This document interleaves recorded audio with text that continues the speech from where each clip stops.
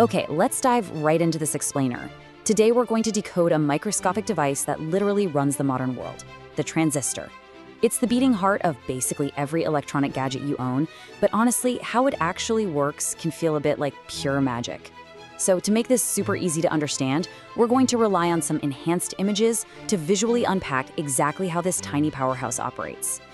We've got a really clear roadmap for you today. We'll kick things off with the vacuum tube killer, then check out the transistor sandwich, explore the emitter, base, and collector, break down the actual transistor action, and finally, decode the different types and circuit symbols.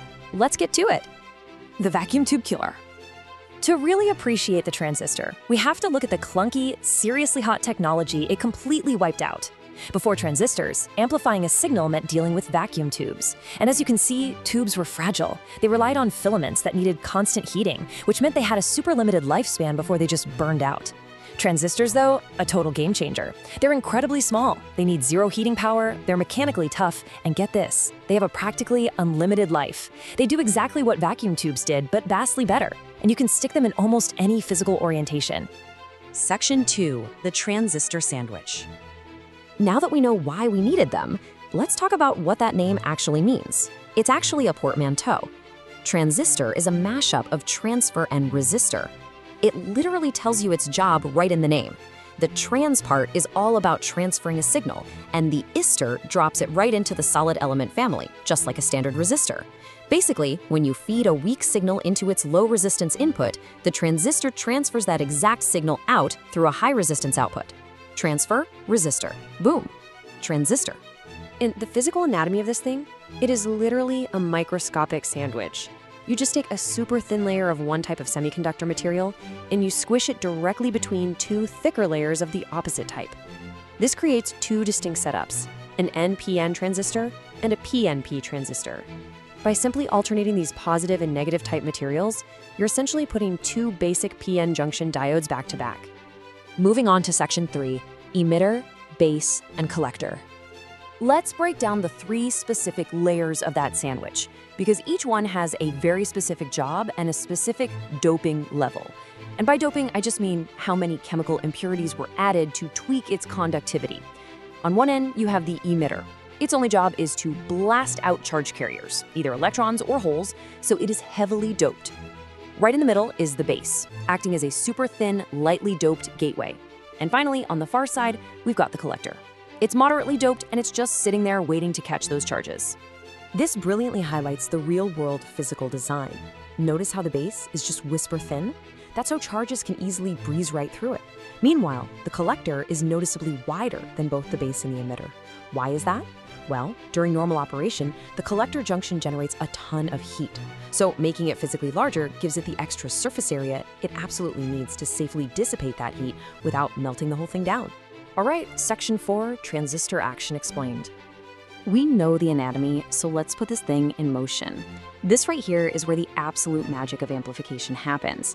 When the emitter fires off a current, a massive 95% of it shoots right past that incredibly thin base and slams straight into the collector. Because the base is so lightly doped and so tiny, very, very few charge carriers, literally less than 5%, actually combine there to form the base current. The vast majority successfully jump the junction to become collector current. And that specific mathematical dynamic, that is the secret sauce behind how it amplifies signals. If we follow the heavy blue arrows here, you can see how a forward bias literally shoves the electrons out of the emitter, forcing almost the entire current to flow right into the collector circuit. This is a classic NPN transistor doing its thing. The forward bias causes electrons in the N-type emitter to just surge toward the base. And thanks to that 95% rule we just talked about, almost all of those electrons keep on cruising straight into the collector. So your total emitter current is quite literally just the tiny base current plus the massive collector current. Now let's flip it and look at a PNP setup.